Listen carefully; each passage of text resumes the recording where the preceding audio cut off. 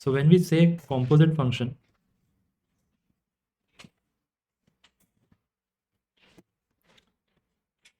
we will have mainly two functions, fx and gx, and it can be written like this: f of gx or g of fx.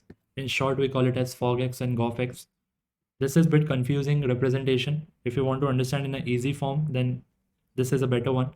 So f of gx literally means then that in fx, wherever you see x, you just plug gx.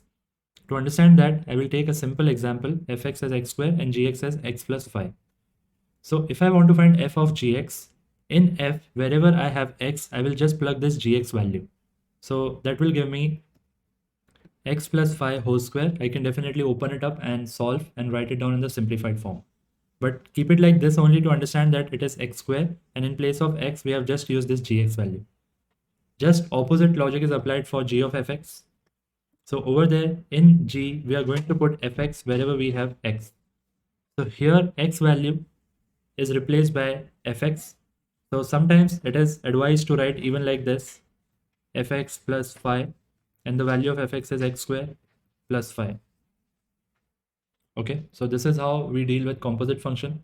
Composition of a function is not necessary that it will require two functions. Even you can find f of fx and g of gx. Same logic will be needed, and more will be clear by solving more and more questions.